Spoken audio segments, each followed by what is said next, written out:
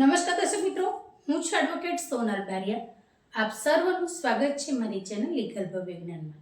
દર્શક મિત્રો, પટના હાઈકોર્ટ દ્વારા કહેવામાં આવ્યું કે માત્ર ડોક્યુમેન્ટની પાછળ પતિનું નામ હોવાથી તે બંને પતિ પત્ની છે એ સાબિત ના થઈ શકે.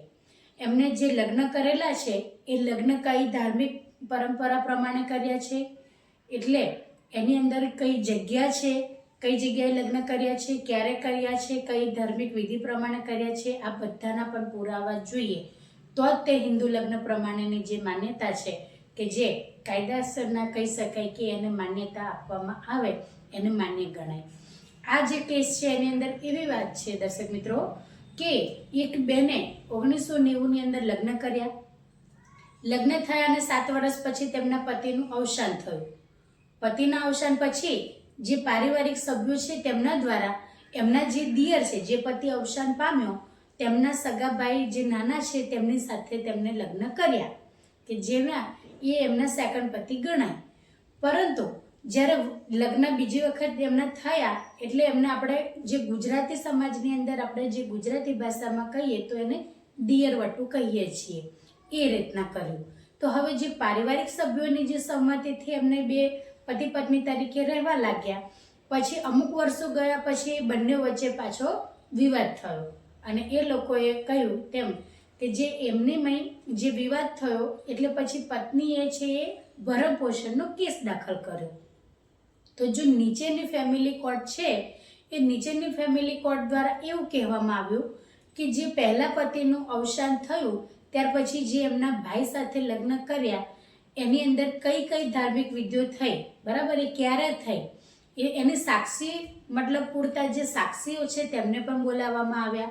કયા પંડિતજી દ્વારા તમારી વિધિ કરવામાં આવી, લગ્નની વિધિ કયા સ્થળ પર થઈ, આ રીતના જે કહી શકાય કે પ્રશ્નો કરવામાં આવ્યા.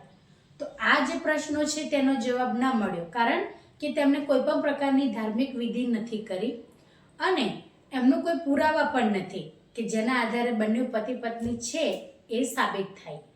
અને જે વ્યક્તિ પાસે જે દિયર છે એમની પાસે એમને જે બીજા લગ્ન કર્યા એવું જે સ્ત્રી છે તેમના દ્વારા કહેવામાં આવ્યું, પરંતુ જેની સાથે બીજા લગ્ન કર્યા એ વ્યક્તિએ તો ના પાડી દીધી કે મારે આમની સાથે લગ્ન થયા જ નથી, એટલે ભરણ પોષણ હું આપું તો આપું કેવી રીતે.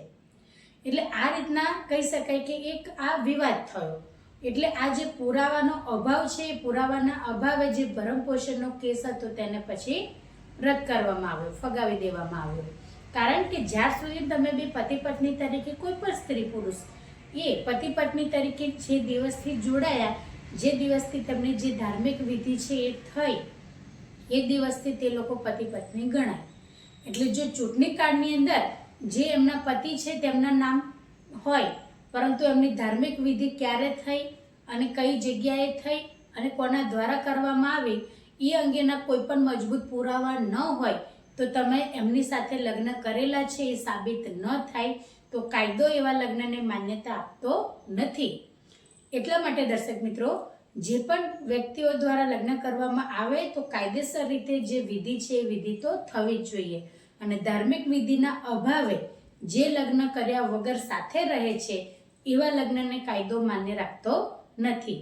ભલે ડોક્યુમેન્ટની અંદર તેમના પતિનું નામ પણ હોય, પરંતુ જ્યાં સુધી આ રીતના કોઈ પણ પ્રકારની મેટર આવે અને ભરણ પોષણના કેસને લઈને આવે તો પછી મૂળ વાત ત્યાં જ આવે કે તમારા લગ્ન ક્યારે થયા, કઈ સાલમાં થયા, કઈ રીતે થયા અને કોના દ્વારા થયા.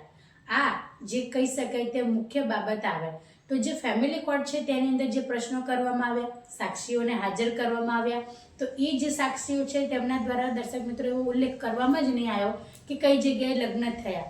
એ લોકો તો એમનો જે તે મતલબ જે પ્રશ્ન છે તેનો જવાબ આપ્યો હશે, પરંતુ કોર્ટને સ્પષ્ટપણે એવું ના કહેવામાં આવ્યું કે આ લોકોના લગ્ન થતા અમે જોયા છે અથવા આ જગ્યાએ થયા છે.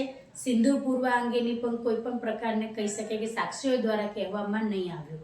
7 ફેરા વિશે પણ કોઈ પણ પ્રકારની વાત કહેવામાં નહીં આવી, કારણ કે મુખ્ય બાબત એ છે કે લગ્ન તમે પહેલા કરો કે બીજા કરો, પરંતુ તેની અંદર જે 7 ફેરા છે એ ખૂબ જ મહત્વ છે. અને 7 ફેરાના મહત્વના કારણે જ હિન્દુ લગ્નની અંદર પણ કાયદામય પણ કહેવામાં આવ્યું છે કે જ્યાં સુધી તમારે 7 ફેરા ન ફરો ત્યાં સુધી હિન્દુ લગ્ન પ્રમાણે લગ્નની માન્યતા ગણાતી જ નથી. એટલે દર્શક મિત્રો, ભરણ પોષણનો જે કેસ હતો તેની અંદર નીચલી કોર્ટે જે ચુકાદો આપ્યો, તો પછી હાઈકોર્ટની અંદર જ્યારે એને પડકાર્યો ત્યારે હાઈકોર્ટે પણ એને જે નીચલી કોર્ટનો ચુકાદો હતો તેને જ માન્ય રાખ્યો અને જે લગ્ન છે એને કહી શકાય કે એ રદબાતલ કરવામાં આવ્યા. કારણ કે જ્યાં સુધી તમારા લગ્નના જે વિધિની છે સાબિતી ન થાય ત્યાર સુધી તમે બે પતિ પત્ની છો તે રીતના તમારા જે પુરાવા તમે રજૂ કરી ના શકો, એ સાબિત ન થાય ત્યાર સુધી પતિ પત્ની તરીકે તમે ગણાવ નહીં.